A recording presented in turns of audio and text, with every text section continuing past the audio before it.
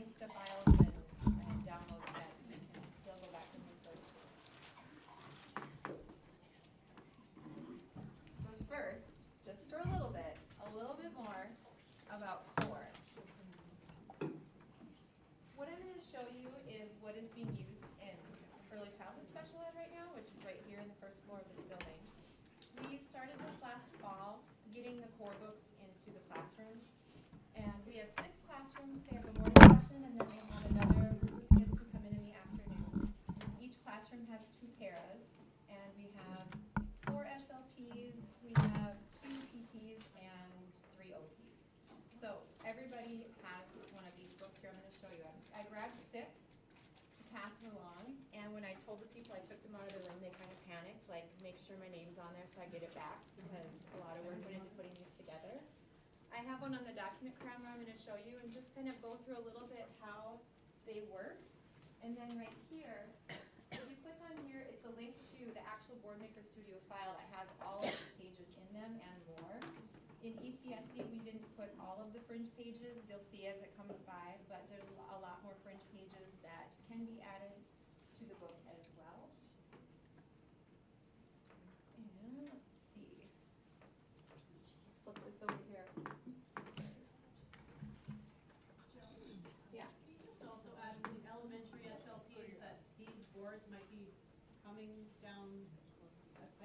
Yes.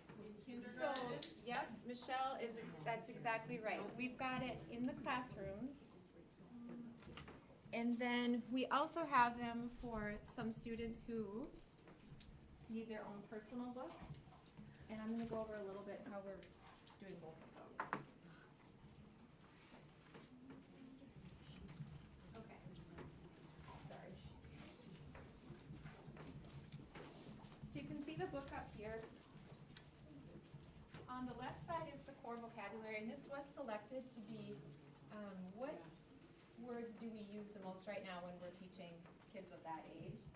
And yes and no, I know it's technically not a core vocabulary word when you look at the list, but I mean it's used all the time. So we felt like it was important to put it on there, as well as a few other things that are a little bit different. When you flip the page in the book, so over here we've got fringe, and this one is the pre-academics, art supplies, colors, numbers, shapes. When I flip the page, you'll see the same core is there. And then I've got same core every time you flip the page. This page here, our PTs made a list of items that they often talk about with their students and items their students are using. And so that's why you'll see some extra verbs, PT, vocabulary, but we also have more concepts on the bottom. And then we have some farm animals and some body parts, clothing, always with the same core. The back inside cover has the feelings words, and for, I think almost all of us are taking the mental health training right now, and the very first night we learned that it's super important that we're teaching that vocabulary to students so they know how to use these words, and this gives them a visual for that. The bottom can be customized, well, it all can be customized. But the bottom is the thought of these are items that a student may need as options if they're having a tough time with their behaviors and if they need to learn how to take a break, and preferred items they may want to choose from. So this, the way we started it was, it's a teaching tool, it's a comprehension tool for your students, it's an expressive tool for them, it's a behavioral tool because it's amazing once they have something to point to tell you what they are trying to say, or maybe would want to make a selection of, or validate some feelings, how the behaviors go way down. And I actually always have this out on my table. It would be best to have across from you and your student, if possible, or if you sit beside them, just make sure you're not hogging it, that they should also be able to touch it when needed. And the students who, you might think this would just be for those who are nonverbal, but like I said, I'm using it with all my students. I've got kids who have apraxia. I do have one little guy with apraxia, and it's so hard for him to work on speech. So this gives him a way to participate in our activities. And we've got, of course, a nonverbal girl with autism. We have lots of them who come through our program. Our program has all of the disabilities into one program, so we have to customize to all of their needs. And she's now speaking. I mean, it was inside, and she loves to point and she loves to vocalize. And we've got kids who, yes, they're talking and their language is what we're working on, but now they can start combining words together. So they can put some of their pronouns and their verbs and their nouns together into longer utterances. So it's a multifunctional tool. And then like Michelle said, now we've got some kids who have responded greatly to it and they would need their own communication book. So putting together books for them to take home. I have a student who was here and also at Head Start, and so she had a book at Head Start, and Mom took her out of Head Start and said that she stole the book because she wanted it at home too, because she could see how much she was using it and her language was blossoming. So there are a lot of people in here from ECSU right now, so if anyone has something that I'm missing or anything you guys want to add to that. We're good? Yeah. Okay, great.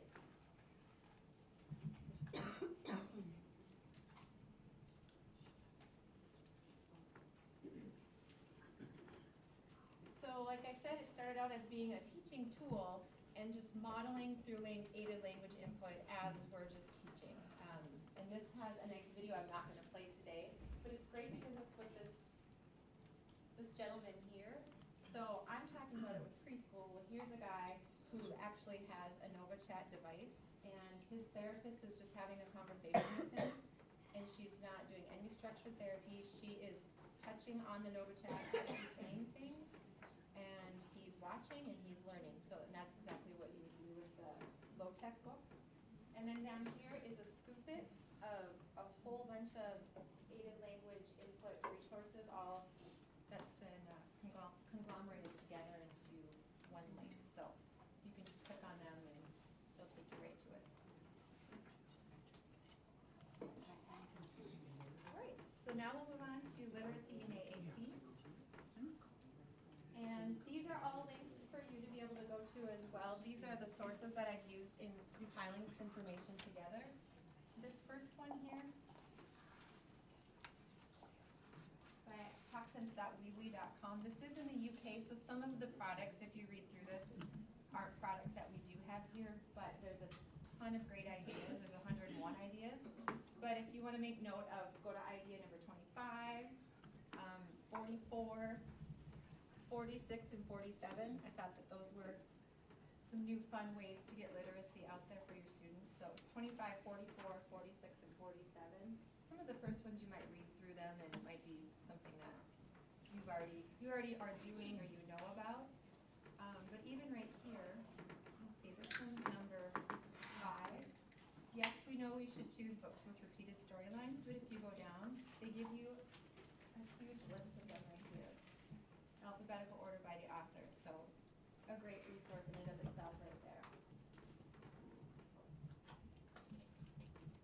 And then last week, I know some people had mentioned the practicalaac.org site, and I'm just going to go to this link. This is a compilation of literacy posts on Practical AAC, and this site here, really, when you read about it, was dedicated to improving communication and literacy abilities in people with complex communication needs. But you can see right here, if you go to this link, there's 211 search results. So then I do refer to Jane Farrell a lot in this presentation. She's a speech language pathologist in Australia. Any of the trainings that I've gone to for my assistive tech position, inevitably she will be mentioned, work that she's done, trainings that she does. And this gets you to her literacy link, and that is also a passion of hers and a specialty of hers.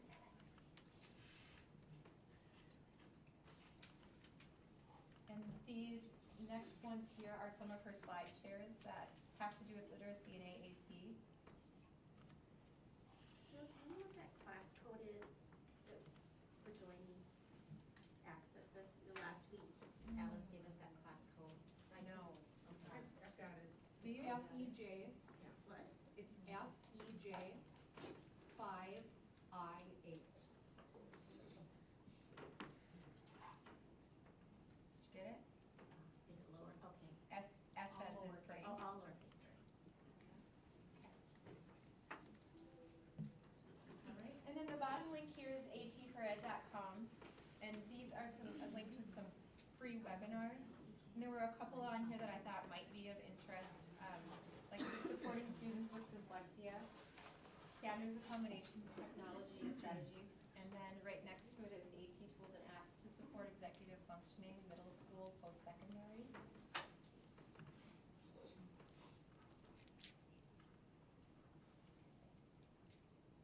So I love this quote. I thought it was really relevant to the literacy in AAC.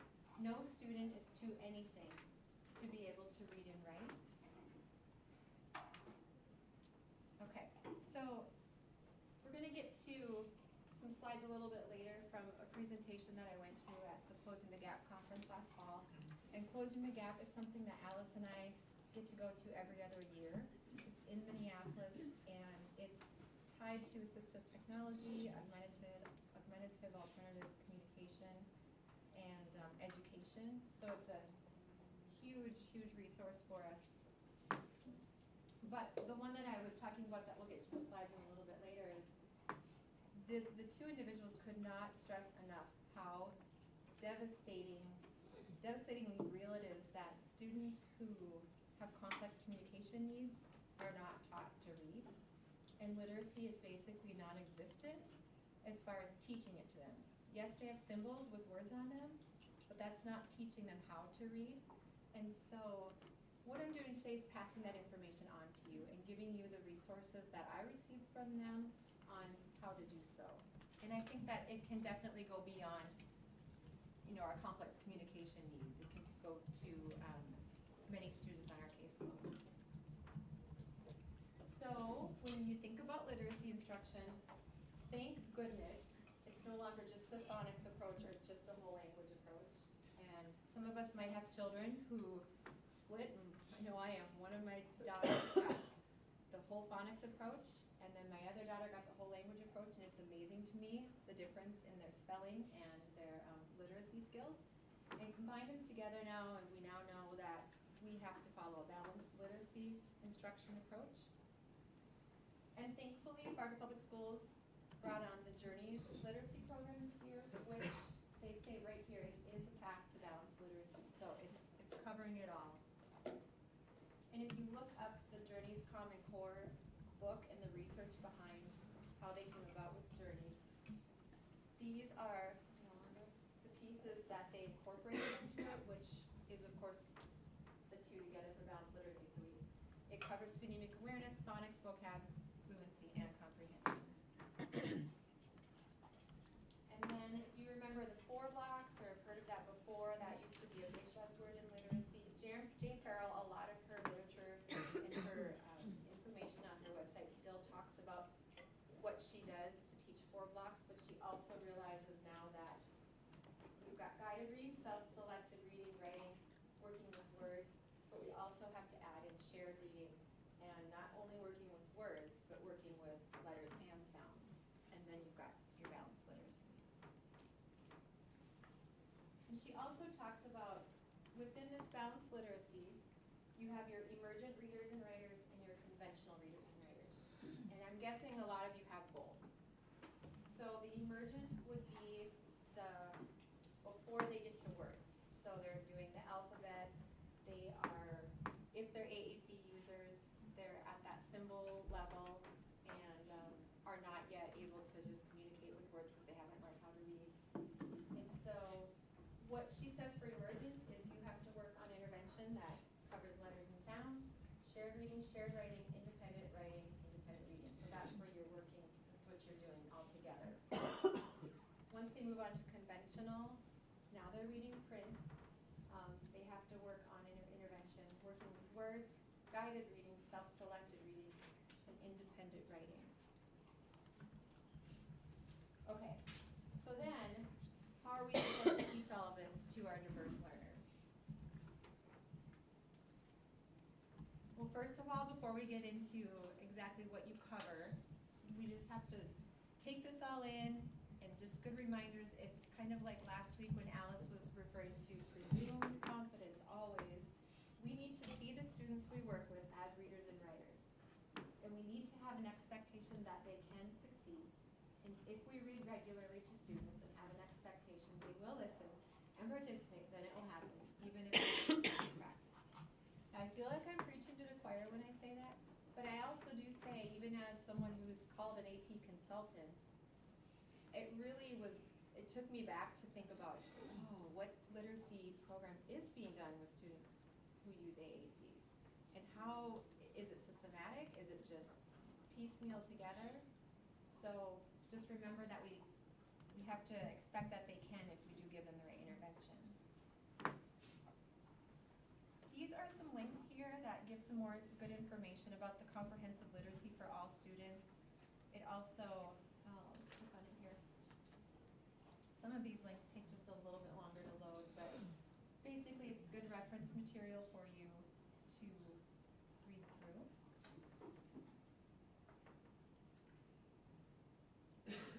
It just helps you know, well, what elements should I provide, and when you think about emergent versus conventional, what exactly do they need? And she says it down here again, but these are also all links to them.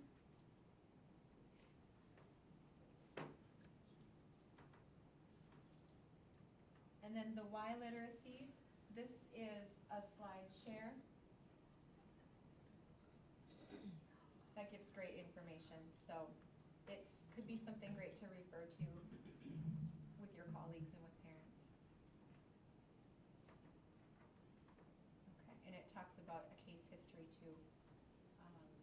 This girl, for example, is age 14 and has cortical vision impairment, scoliosis, cerebral palsy, and epilepsy. And where she was before literacy instruction, and then as you go through the slides, it talks about what they did for her and where she's at now. If you think about that video Alice showed last week of that girl, and if she had, we didn't know she could say anything, and let alone read. So giving that literacy instruction will get a student to that. It will go down that path and it will get them there, so they can not just have a few pictures here and there and move beyond just a flat communication book like we're starting in preschool. It helps us get them going and not stuck there and stagnant forever.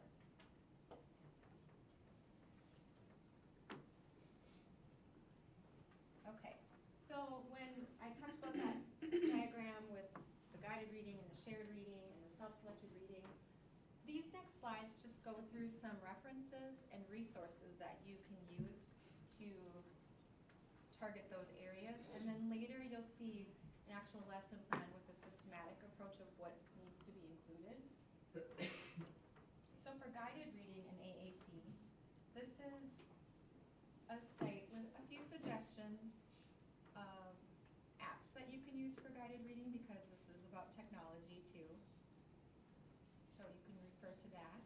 It's also neat to read her selection of how she goes about finding an app for guided reading. And something that I never thought about is she said the books that are super interactive, where you touch lots of things and things happen, is there's some research behind that's not as effective because it's very distracting. Yes, it gets buy-in with interest, but to think about that. The other thing is to think about your iBooks app. And, whoops. So I'm just going to connect mine and show you how you would go about doing that.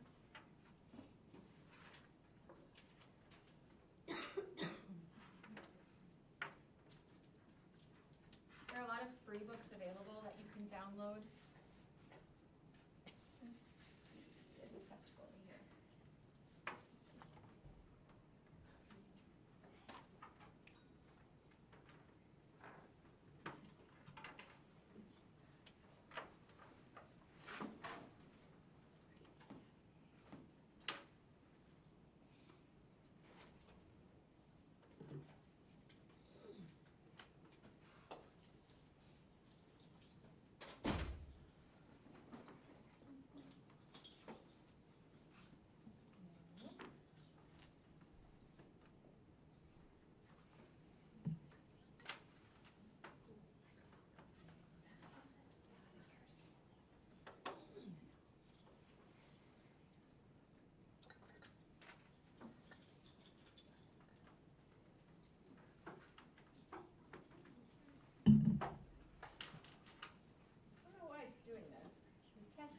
yesterday, texted it today before you all got here.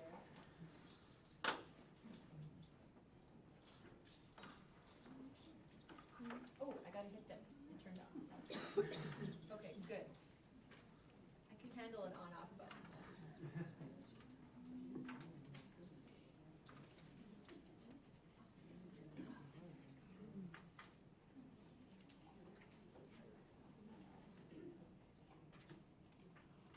This would be a good time to try to get someone to do a fire alarm like last week.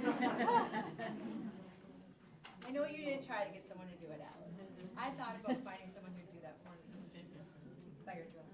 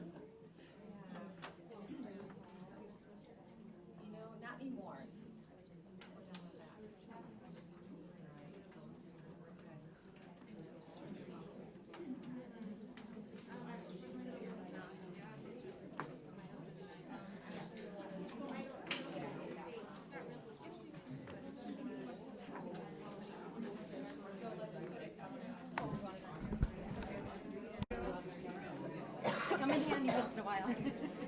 Careful. Hopefully it didn't lose you forever. And thank you to everyone who brought treats too, by the way. Feel free to help yourself. Okay, so where were we? We were talking about iBooks. Okay. I'm going to flip it this way.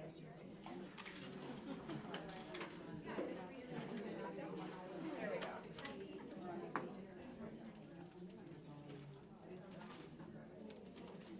So this is your app that's on your iPad already, iBooks. And if you go to feature, and I have this on that slide too, and if you, okay, this is what it would look like when you go to featured. And if you just scroll all the way down, you'll see in the middle where you can select free books.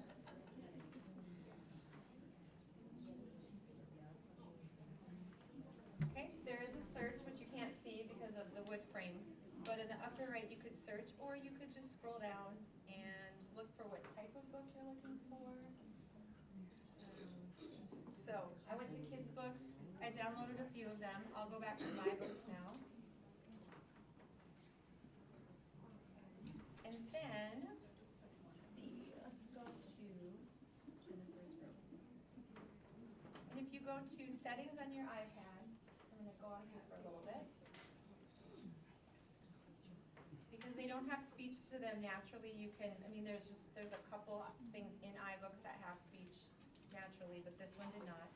So if you didn't want, if your student wasn't at the level where they could read that to self, or you weren't going to read it to them, and you want it to be independent, you can go into accessibility in your general, no, you can't see that, in your settings, and then go to speech, and just make sure your speech is on. Speak selection. And it tells you right there, speak button will appear when you select text. So I can go right here, I can highlight it.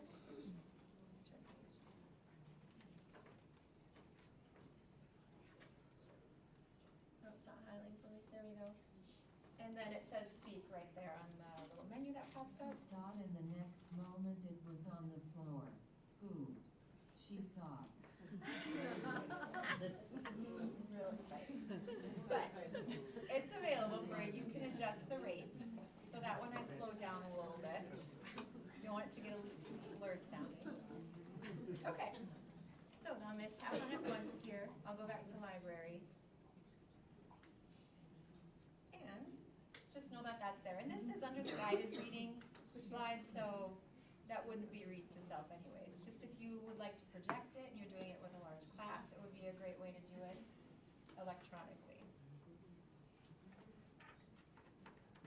then, once I connect this back on the bottom of that slide, it talks about guided reading packs to get you started.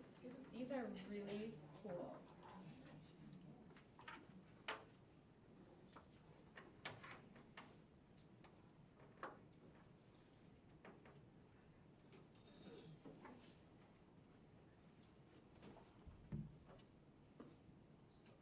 Oh, shoot, who's there?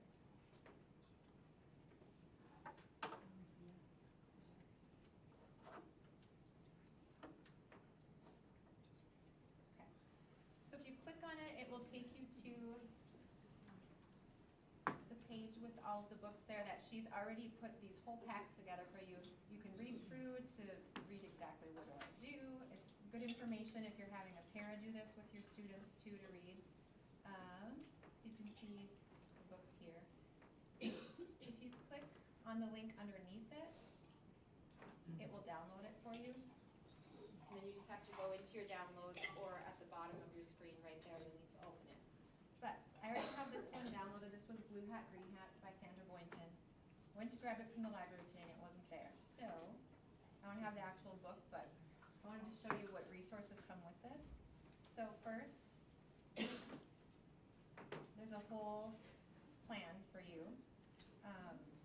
And again, great information for your paras. You know, what are your purposes?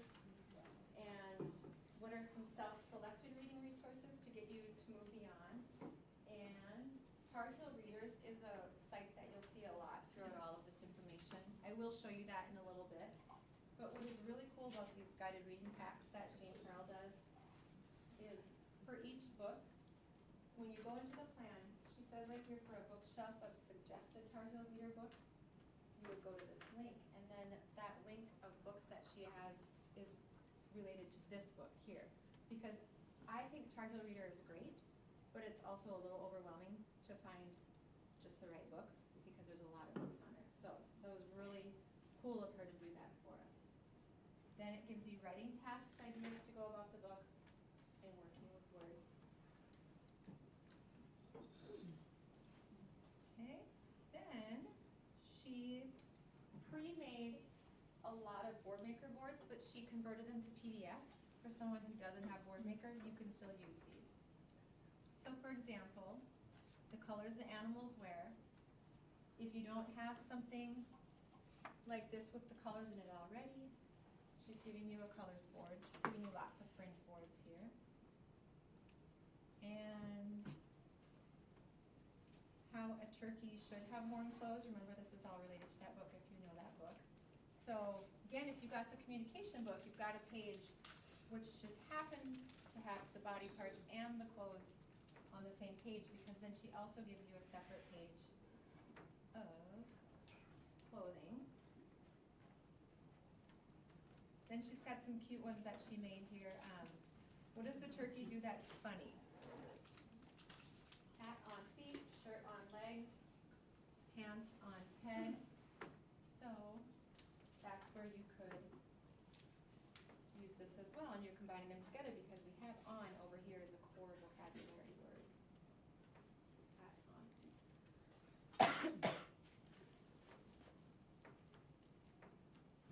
And then what should we not wear swimming? So again, you could use your not with your core vocabulary. You should not wear space-suited nappies or diapers, unless they're swim diapers. I think that's all of them here. Yeah.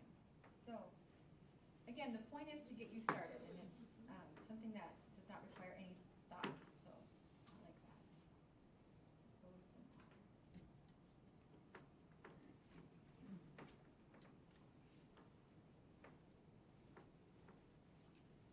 all. Okay, so shared reading, we have another mnemonic, which they are fabulous, especially when you can tie it to a visual. The shared reading, they talk a lot about how it's all about the interaction, it's all about getting that buy-in from kids, and what you can do while you're reading with your student. Of course, we're going to ask questions, and we're going to comment, and we're going to respond by adding more. So just remember the car, comment, the weight is too huge. It's a long presentation at Closing the Gap on that. I read a page, count 5 to 10 seconds. This is with our, of course, slow processing any student, but of course, students using any AAC system. Ask them a question, then wait again, and then you can respond by adding more. They can respond if they're able to answer your question that you asked. And you can also prompt them to try it. So they've got the car strategy, then they've got the crowd. So when we're asking those questions, the adults should ask the students these different types of questions. Completion questions, and it's all in the link here. Recall questions, open-ended WH questions, and distancing. So what would you do if?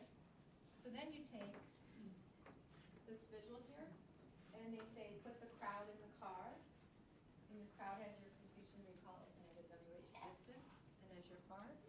And for older students, they put the teen crowd in the car. So. All right, so then we would go on to self-selected reading. And here's a link to the guidelines with it and more information. There's just a ton of information. It's really great information to read through.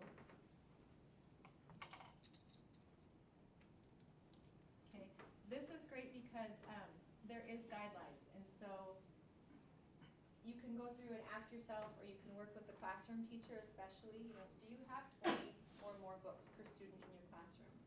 And if you don't, keep reading on this link, and it will give you great information about how to. So if you have a student who is a much lower reader than the rest of the kids in the classroom, they give you lots of suggestions on differentiating. So you need to make books. We'll go to Tar Heel Reader and make a book and print it, or go to Board Maker and make a book and print it. If you go back to that first link, that the 101 literacy ideas for AAC, that Weebly, TalkSense.Weebly, they have great ideas for making those books, and they just give you a whole script, and then it can spark your idea, and you're making the book, writing it with the student.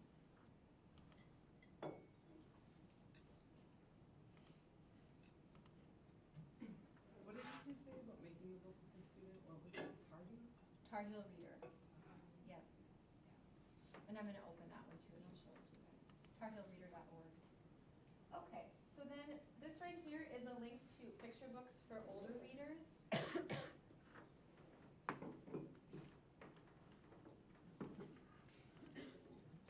So Jane Farrell has come up with a list of a lot of picture books that they're still going to be appealing to the students, so it's not just little kid books.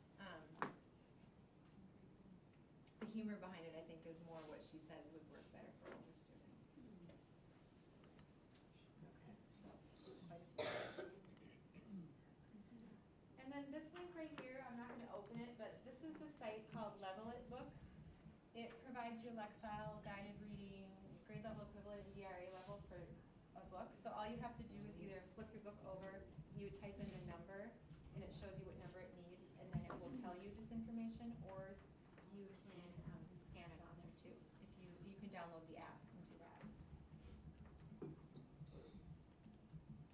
Okay, so when they talked about the self-selected reading, and the purpose of that would be for the student to be reading it to themselves and have their inner voice and practice.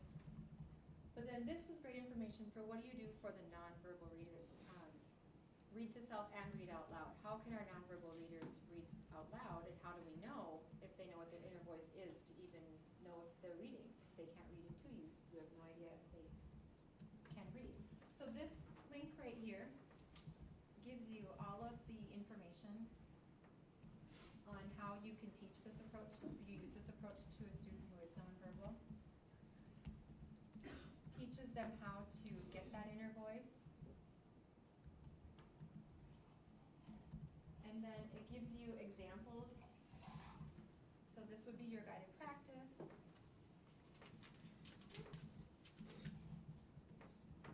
Then how you evaluate your student knowledge. And then what you do with direct instruction. Has anybody seen this before? No, I hadn't either. I thought it was just fabulous.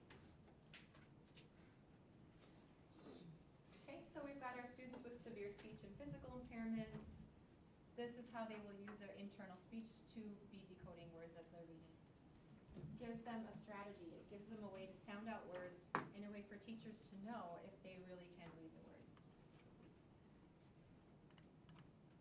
Okay, another component to the balanced literacy, the working with letters, sounds, and words, not just words. Here's the checklist.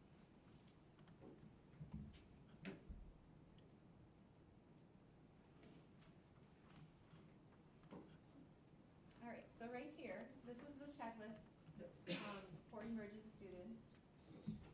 These are the 2 skills. It lays it all out there for you. They need alphabet knowledge, they need phonological awareness. And are you doing all of these things here in your instruction? Then, for conventional students, in the working with letters, sounds, and words, they need to increase the number of sight words and learn how to decode and spell unfamiliar words for reading and writing. And then again, are you doing these things? Using a word well. 5 high-frequency words, keywords a week. Back up to the emergent, I was just going to remember to point out, if you're doing a letter of the week, she does say to do at least 2 letters a week. And there should be a resource on here for older students. Yep, there we go. You can click on this if you have older students who still do need letters of the week instruction.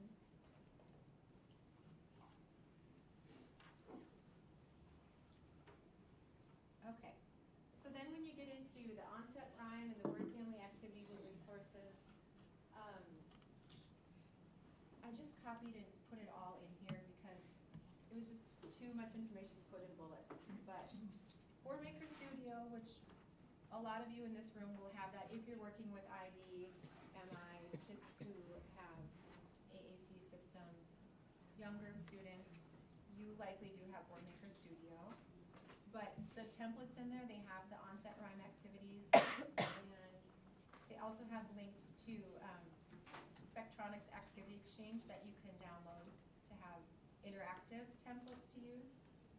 Or WordMaker Achieve, do a search to find them, which now is, of course, called wordmakeronline.com. Tar Heel Reader has a small number of books tagged with onset rhyme or word families, which you also can find more by looking through. And then picture books. I love that it says don't forget about Pinterest, because who could ever forget about Pinterest when you're searching for things? And let's see. They do talk about the app WordWall. I found an app called WordWall, but I don't think it was what they were talking about. So Bitsboard, of course, is going to be the ringer for us, because in Bitsboard you can do anything. While I'm here, I'm going to click on Tar Heel Reader. tarheelreader.org. And this is a great site because it has a ton of books that lots of people have made. What's not great about it is they're books other people have made. So you might, and a lot of kids, a lot of students, you might find a book that has like 3 pages in it, and that's not quite what you're looking for. So you can go to find a book and search, and like if you search Taylor Swift, you might find 10 books, and it does take a little time to look through them. But what is great is they use real pictures. It's really great for older students who are lower functioning with their reading, because you can either find a topic that would be more of interest to them, or it's very easy to make your own book. And it's also switch accessible. And you can turn on the speech. They all can be read with a man's voice, a woman's voice, or a child's voice. Again, they're not the greatest voices, but they're there. So you can search up here. You can search by categories or topics. And let's see if I just click on one of these. Who knows what it's going to look like? Roller coasters. If you like it, you can click on the heart, and then that will keep a collection for you of the books that you want to use again or that you liked.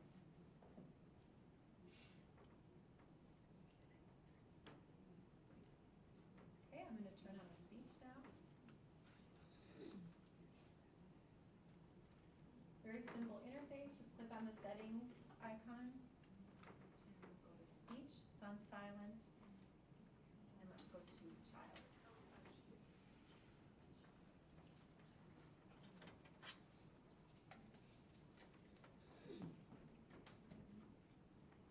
like roller coasters. I like to ride them at night. I like to ride them in the day.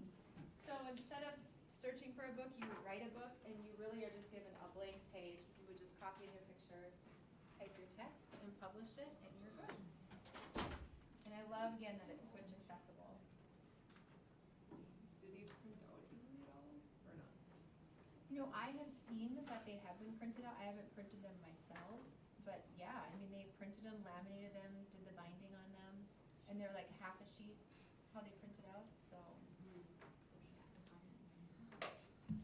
Okay, then, of course, there's gotta be the writing piece, and there's great guidelines here for the writing for students with AAC. And as I said in the beginning, it's going to extend beyond AAC users as well. Okay, so you can see this student right here, she's working on a book from Tar Heel Reader. She's writing her own.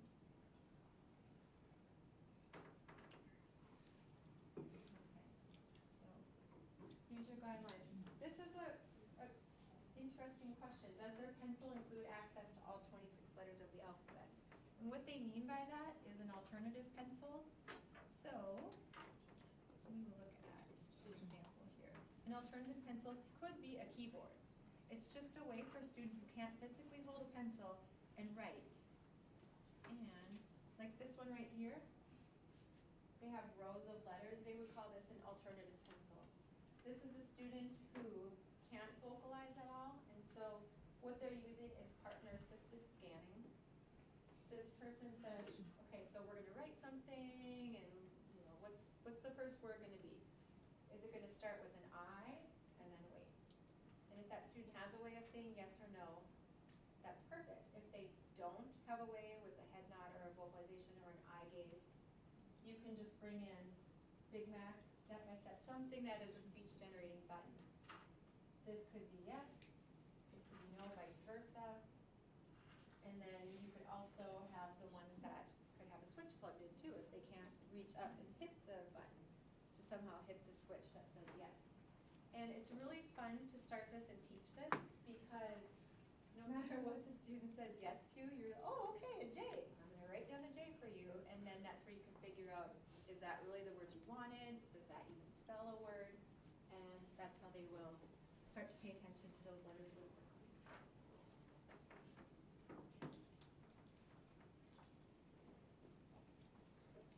Okay, so this boy is pointing to the alphabet. He's got it in an alphabet card, and then the teacher is writing it down. It's not the best picture as far as it's blurry. And there is a link right here to more alternative pencils for ideas.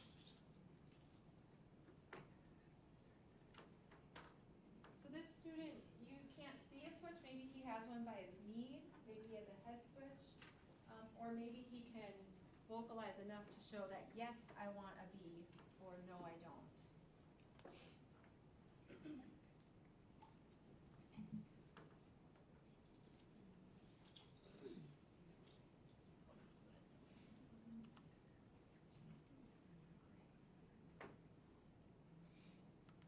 Okay, so this is the presentation that I talked about earlier that was done by Diana Petschauer and Kelsey Hall.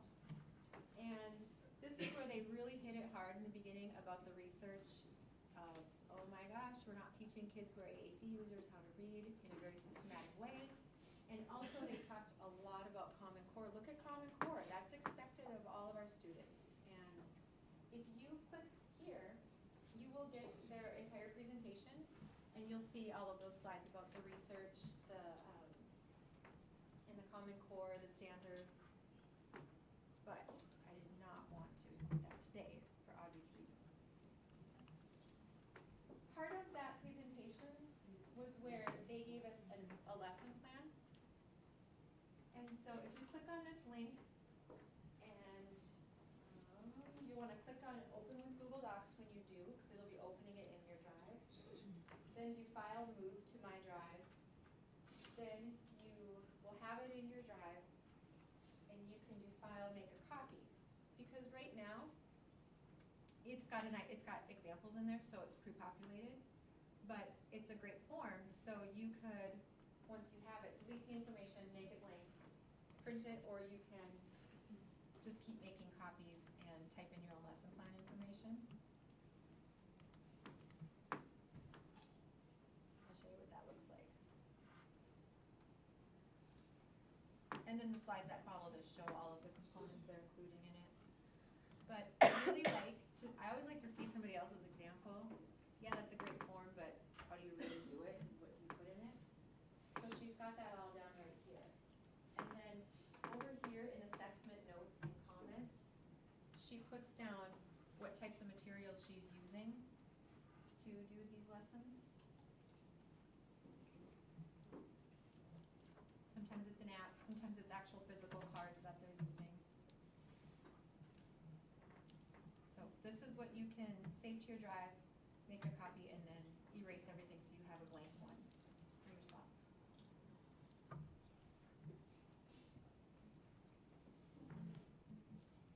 Okay, something else that they gave us was this literacy matrix. It has apps, Chrome extensions, websites, and then multisensory phonics-based programs that they recommend for literacy.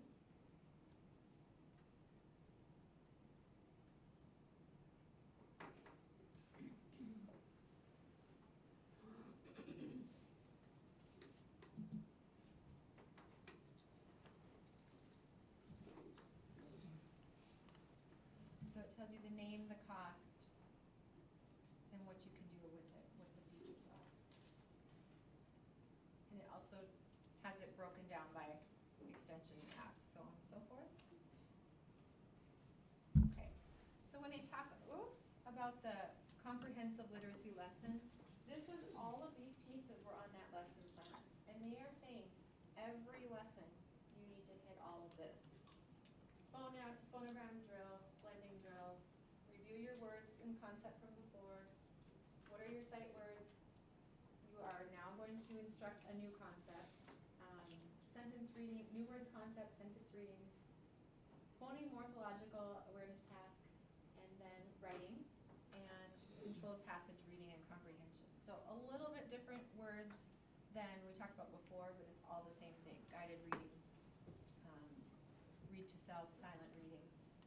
So when you look at that lesson plan though, it really shows like this you spend 2 minutes on it, this you spend 10 minutes on it. It is possible to put that all in there. And I know this won't reach everyone in the room, but it would be great to share it with your teachers who are doing this. So all of these pieces here, each one now has its own slide and resources with technology that they use to hit it hard. So we've got phonogram drill. Here, right here, she said it in. Should be quick, no more than 2 to 3 minutes. And to do so, what are some resources? Over on the right, lively letters. I'm going to get out of here.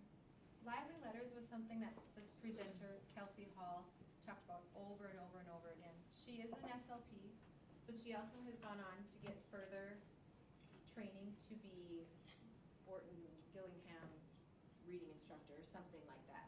Some kind of training that she went to. So she loves the lively letters. I had this open because I wanted to show this to you guys. So lively letters is a reading program that turns abstract letters and sounds into lively, colorful characters. Now it is something you have to purchase, but you can have cards, you can have a book. There's a lot of different ways that they use this. But I thought these were kind of cute, and I'll read you a couple of them.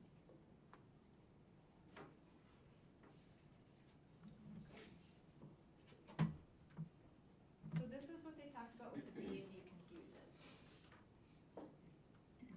And these are their stories. So P, the quiet lip puffing sound. What are we doing when we make this sound?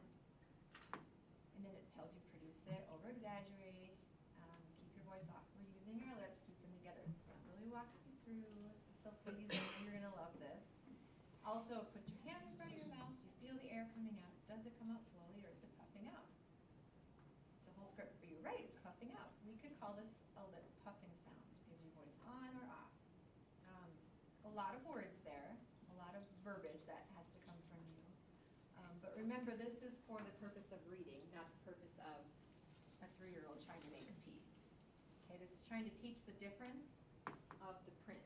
And then it goes into the B. Did you know that letter P has a noisy lip, a noisy partner? And the T and the D.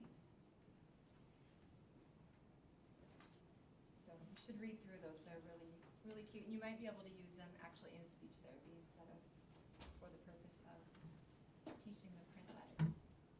There we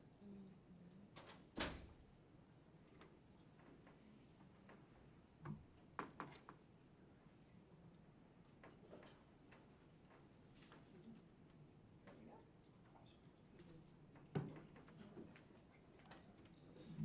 Got your blending drill. These are your words and concepts.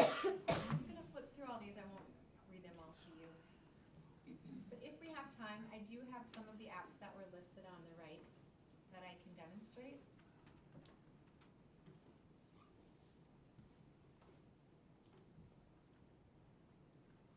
Okay, this one for sure I want to talk about. So these are existing systematic literacy programs for AAC users. So total comprehensive is supposed to hit on all, if not most, of what they just talked about. And the one on the top, accessible literacy learning, the all, and the Snapseed, those are apps that we do have. The accessible literacy learning is also software, but that does have to be purchased. So everyone could go and get the free version of the app, and we also have the full version purchased too, so you could try it out, and I'm going to show you that. So Snapseed is an app that goes well with this program. Okay, here we go again with the cord. Hopefully it works this time. And the all and the Snapseed were developed by Toby Dynavox, which is now Mayor Johnson, which is the company that created BoardMaker. And I think they did a really good job. It's very thorough. Is there anybody in this room who's using that now as students? No? Okay.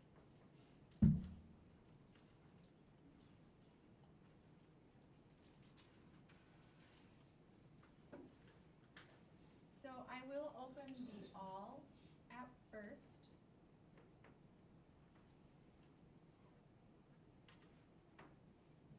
Okay, I apologize you can't really see the top. But I'm hopeful that you'll be able to at least get the gist of this app.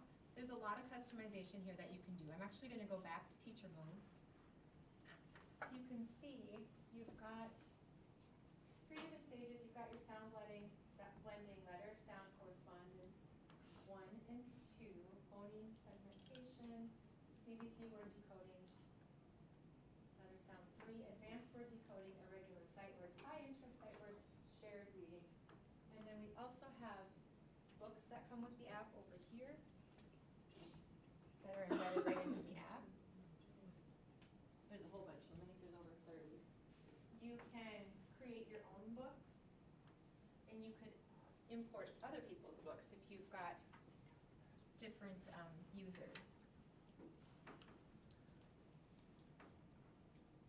Okay, it will always tell you whichever one you're on, if it's been completed, and what percent that lesson has been completed. It'll put a little ribbon sticker when you're done with it. Okay, so now I'm going to student mode. And this is really cool. So I'm going to show you this mode right now. It's got 3 different modes for instruction. It also tells you right now, the student, which is actually a teacher, we were just doing it just to familiarize ourselves. The student is in progress with the letter sound correspondence 2. So when I touch the mode edit icon, you can see there's teacher assisted mode, full instruction, and targets only. So I'm just going to read underneath that. Teacher assisted is when the teacher is sitting there with the student doing the app, and the teacher provides all the instructions, names the targets, and provides prompts and feedback. The app is not doing that, so you're interacting with them. Then you can go to full instruction mode. So now the student is doing the app independently without the teacher, and the app is providing instructions, naming the targets, and giving prompts and feedback. Then you can go to targets only. So now the student's doing the activities independently, and the app will name the targets, but there's no instruction. So how does that look? Teacher assisted, we'll start there. Now this is the letter sound correspondence, and I am gonna need sound. Because this is teacher assisted, the app isn't saying anything, but down here, it's showing you what the target is. The S is in green and the rest are in blue. So as the teacher, you're saying S or S, and then the student selects it.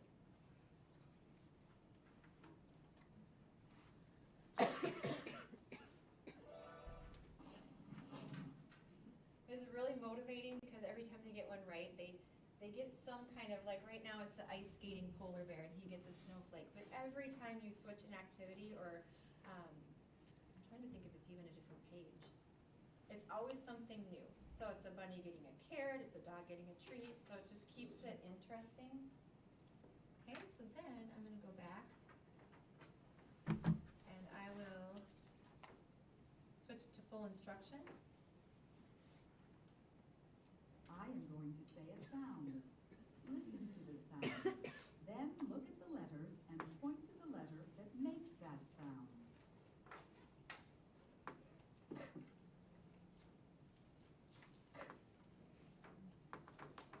You're right. As in ick. So the instructions were there, the prompt I and am the going to feedback. say a sound. Okay, Listen to the then sound. I'll just do the last Then one. look at the letters and You can pause it there. You can do a repeat.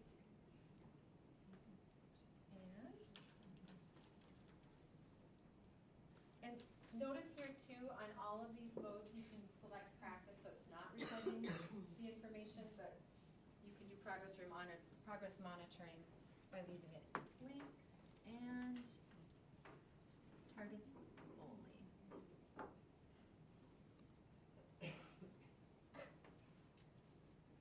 So this time it didn't give that long explanation in the beginning. as in ids. Obviously, you wouldn't want to just hand it to the student Oh. right now in this mode because they've had no instruction on it. But as you're reducing We need to find, teacher assistance or dependency on instruction, you can customize it as needed. Are all the modes available in the free version? And you know what, I never looked at the free version because we had the full version, Okay. so I'm not sure. Jill, which app is it again? This is called ALL.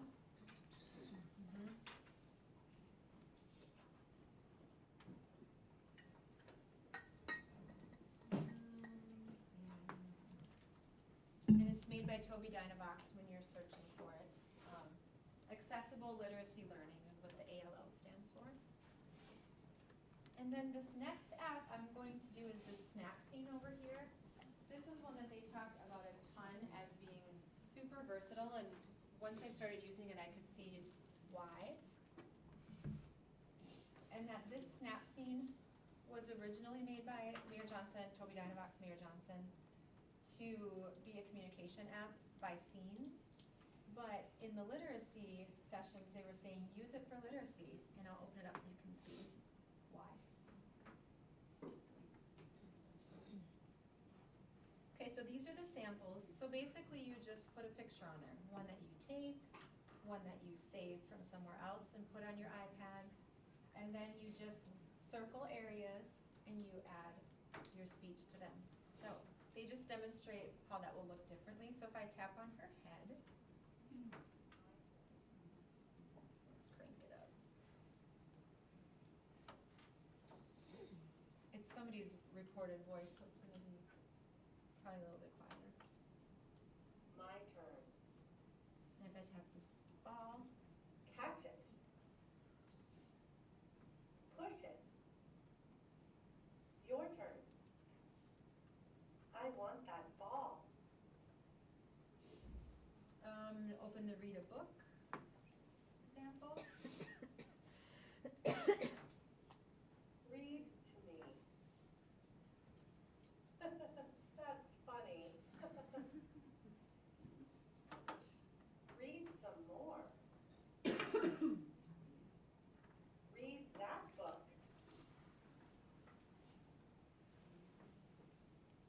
have a folder of basic concepts that you already get with it. But with the literacy, you know, they said take the phonemes you're working on and just go around with the student and take pictures of those things and just circle them and have your student practice saying it, and then you put the word right on there, or make it longer into phrases and sentences if that's where you're at. And you could do it in therapy. I mean, she talked about using it as a speech therapy tool as well, language therapy, you know, I think it can just do so many fun things because you can make it do whatever you want it to do as far as what it says, and your student can record their voice too, instead of your voice. This Pathways right here, this is called the companion app to Snapseed. Pathways is a free app, and was really written for parents. So they say if you're going to use Snapseed, make sure you check out Pathways first, and it just gives you, it's just a narrative explaining what the app is all about and how to use it.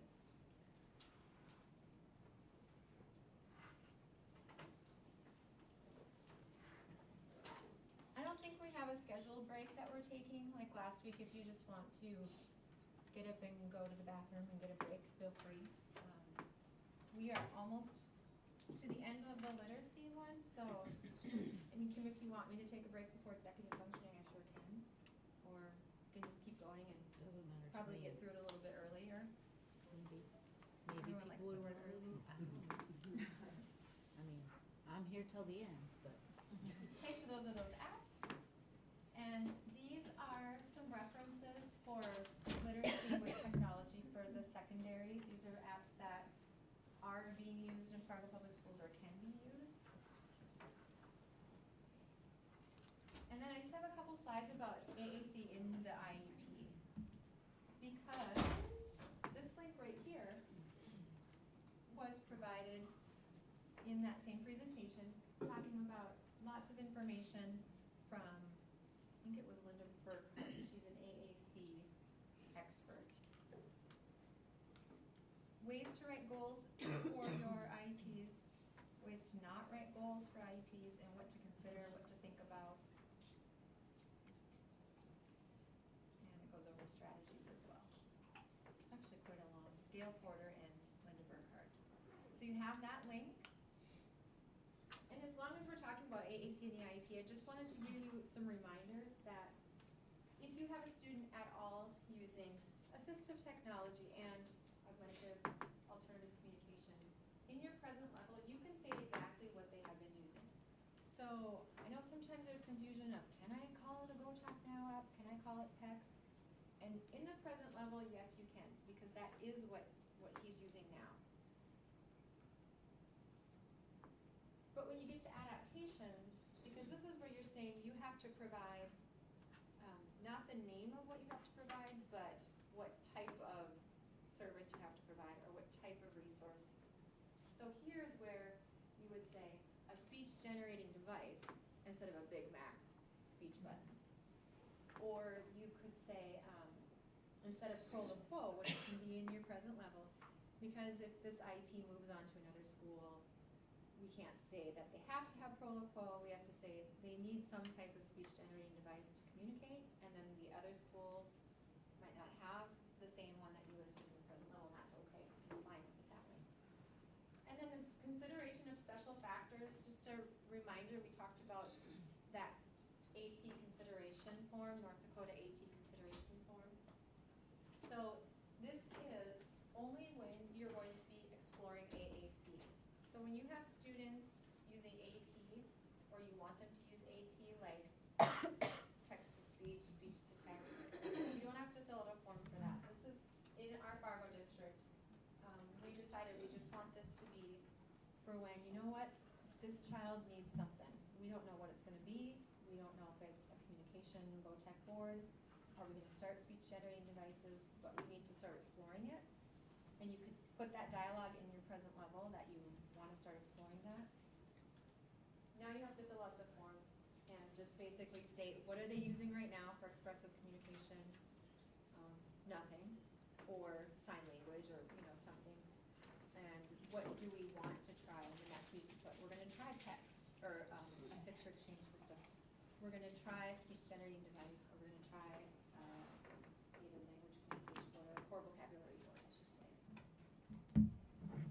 then the next year, so you've been exploring that whole IEP year the next year, then you don't have to make a new form.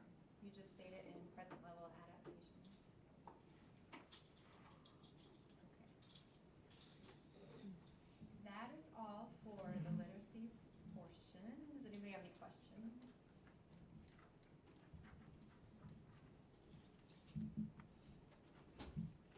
Okay.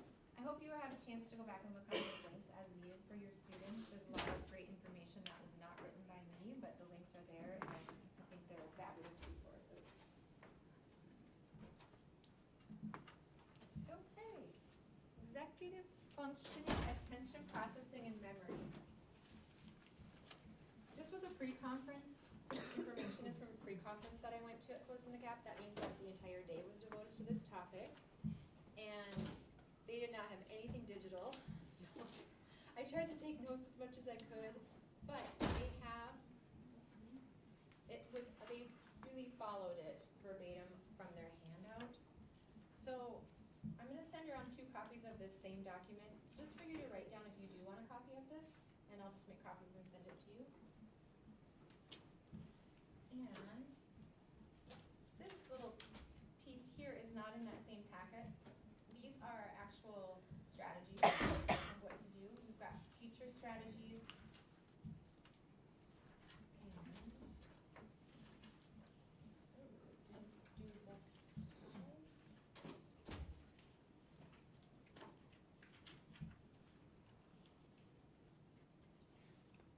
darn, oh my gosh, I did not just kill that many trees. It was supposed to print 2 sides, and it just printed 1, and I didn't catch that, so I apologize. I'm not gonna send these around then. Maybe what I'll do is I'll just put one with this packet as well, and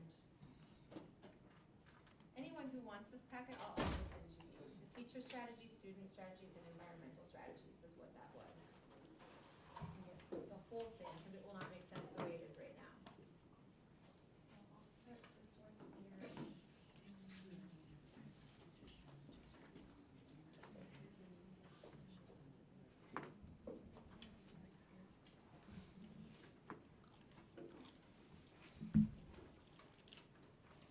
Oh, you've got the other one, okay. Yeah, that's fine. This is why this one's not.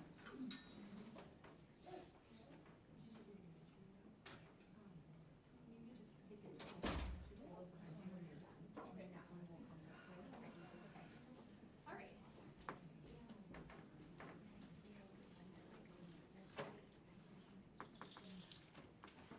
I was trying to save trees doing back to back.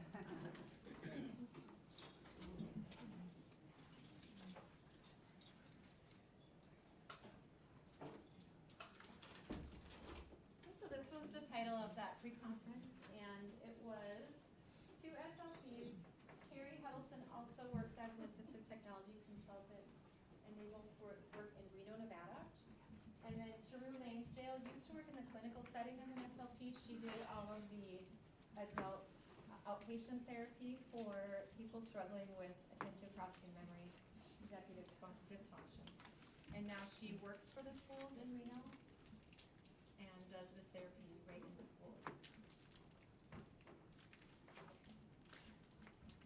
So, some of this is just down here in bullets, because then it also gives you information on what to do for the different types of problems that a student might have with attention. So for intervention, they talked a lot about this APT kit, which was a lot of worksheets. If you did any clinical practicum in the hospital setting with any adult outpatient, it reminded me of that. A lot of timed tests, things with numbers and letters. But there is a kid version they talked about that they use in the school, and that's the link to that if you want more information on it. And here are the exercises to improve attention in the classroom, and time tasks for sustained attention, and visual distractors for selective attention. So this is all related more to the worksheet type tasks they were talking about in the APT. Alternating attention and dividing divided and alternating attention activity.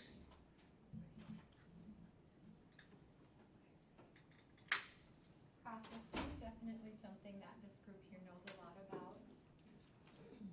These were exercises that they suggested for improving processing. Wouldn't it be fun just to do this all day? Dribble the basketball and do time crossword puzzles. I know there's something in that. Dolls and paddles, protection game, all the coordination type things, slapjack. Any other games that facilitate response speed, like the spot it game, you guys have played that before. That's a fun one. And memory. Intention, encoding, storage, consolidation, and retrieval of different types of memory. And these are the exercises they talked about to improve memory. Reading riddle books, telling jokes, incorporating closed tasks into story reading, and your association classification games. Oops, sorry. Okay. So executive functioning, what it is basically how you get yourself to do the things, get together to do the things. So we all just need to hold it together, and we know we have a lot of students that just can't. It involves your control, self-regulation, monitoring, purposeful responses. It involves analyzing, planning, taking action, monitoring, evaluating, adapting, for completing tasks or achieving goals. Start to think of some of your students who might struggle with this, with memory and recall. And then of course it's all tied to having motivation and being able to initiate. And these are disability categories that often are associated with dysfunction of your executive skills.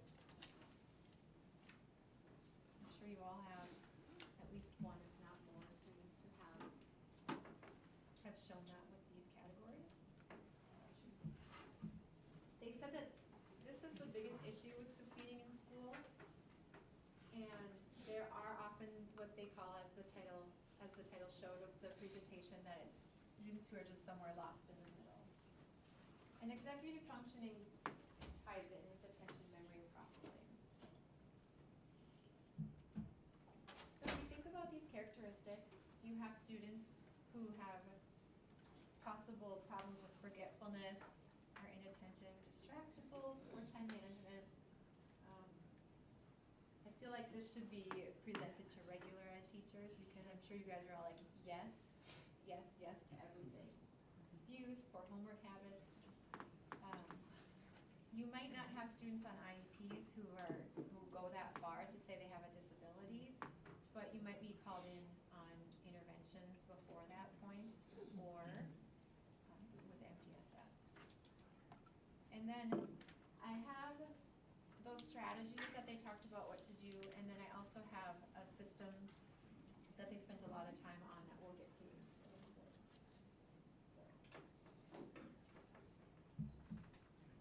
Right here, they talked about this free ebook called Executive Functioning 101.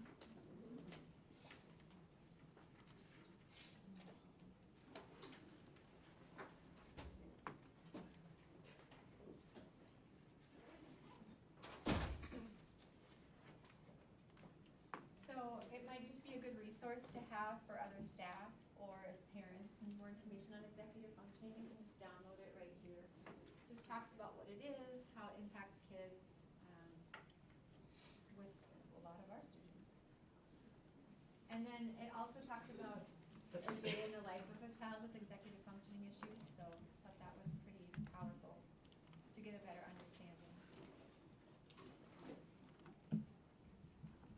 Okay, executive skills checklist. I have that on the back of the one that you're not getting.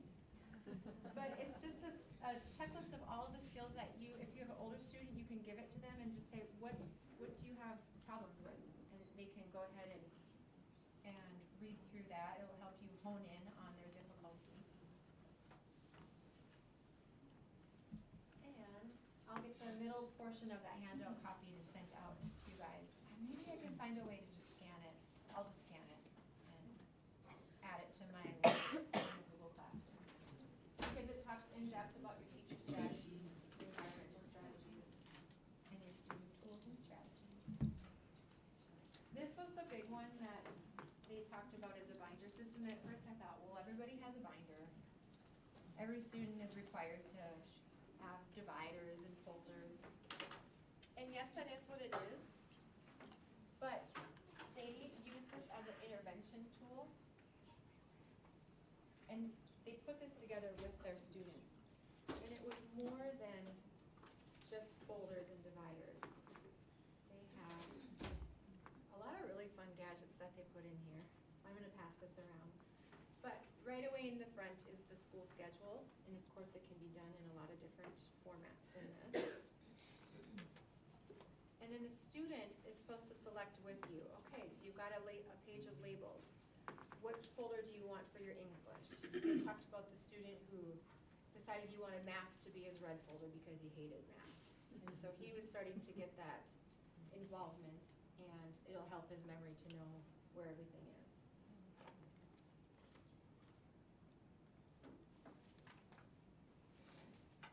And their tabs, they talked a lot about positive behavioral supports, supporting behavioral positively for real, is what she kept saying, is yeah, you can talk about PBS, but are you really supporting their behaviors in a positive manner? Really think about that. So, we just put some examples in here. A daily home note, a student notebook monitoring form, for the student, did I have the materials for class that I needed? Did I write down assignments and due dates? Have to check yes or no.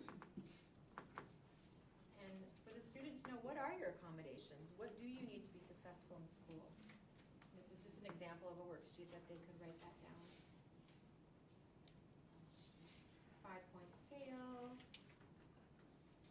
of the feelings. The first one was a different one, not the true 5-point scale for behaviors. Just any visuals in any format that your student would need to help with behaviors. Like we talk a lot about the smell the candles and smell the flowers and blow out the candles on the cake. So this would be some kind of square breathing that they did, which would be similar. And then they want a section for orientation. Okay, so this was, who are the people at my school? You're writing down the names. Who do you need to contact for certain things that you may need? What is your school name? What is your school address? Again, keeping them organized, but keeping it all in one place because the retrieval might be difficult. A map of the school. Most of our kids don't put a map of the school in their binder. It might be on their planner. Might not. Look at the months of the year. So we try to do examples for different age ranges. English language, any helpful things. Now this isn't going to be where the homework or the assignments go. That's what the folders are for. These are the things that that student is going to need, almost like an accommodation section. Alphabet charts.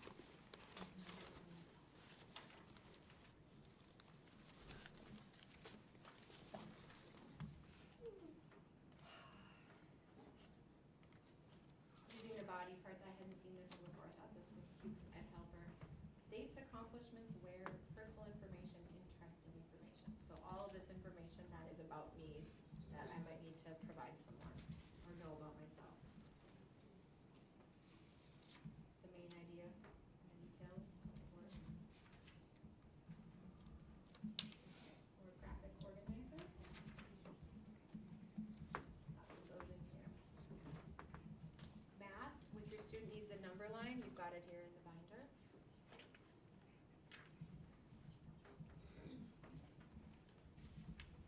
Multiplication tables, fraction pieces, digital place value charts. This may or may not be what your student needs, but if he's putting it in there with you, he's going to know where it is and if it's something that he does need. Social studies, we've got maps. The names of the states, maybe they aren't, the student is not going to be required to pull that up from recall.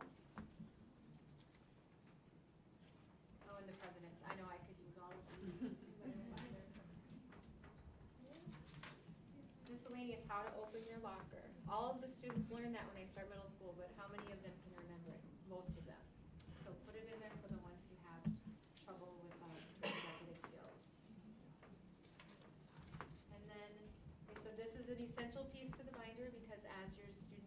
papers, they're never gonna go find a 3-hole punch.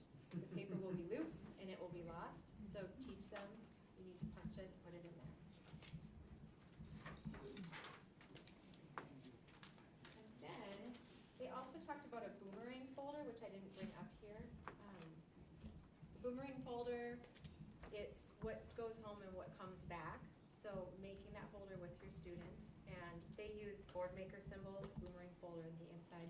Put down here the words with the pictures. It goes home and then what has to come back here.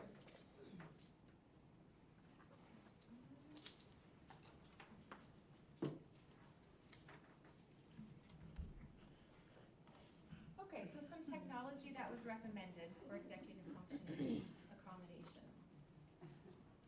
This link right here is going to pull up a full presentation, and so there's more than the executive dysfunction, but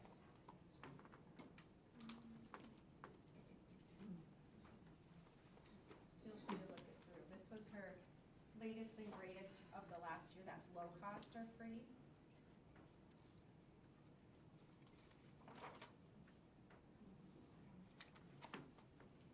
Okay, so we've got note-taking support, and some of them are websites, some are going to be Chrome apps, Chrome extensions, and some will be apps to use on the iPad or iPhones. Organization, task, and time management.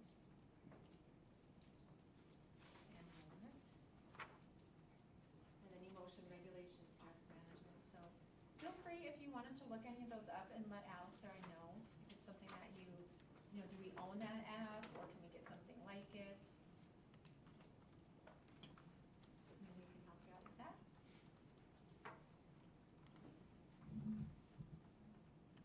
And here's just another page of links from Tina Hansen and Tara Bruss. Tools for time management and task planning.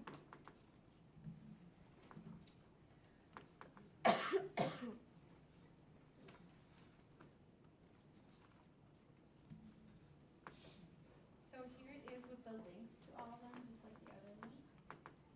And the cost.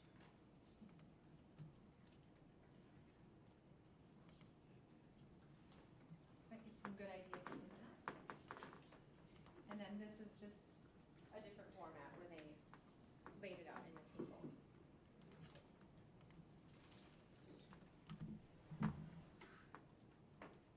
And I talked about that free webinar for executive skills on the atfored.com.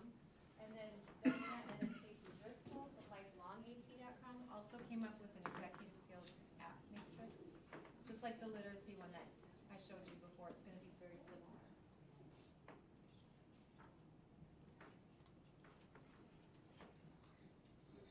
So when down the road you have a teacher ask you what tools are out there for the student, or if you get a student who has these difficulties, instead of trying to figure it all on your own, you know that these are ones that have been narrowed down by AT consultants and tools that they've used before and recommend.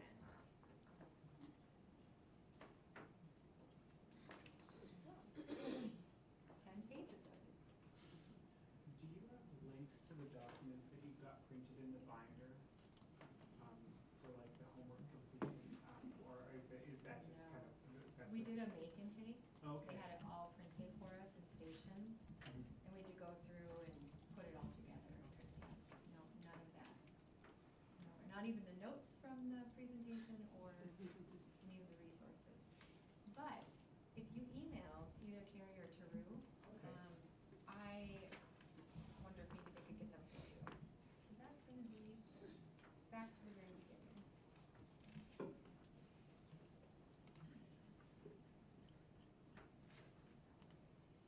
Right here.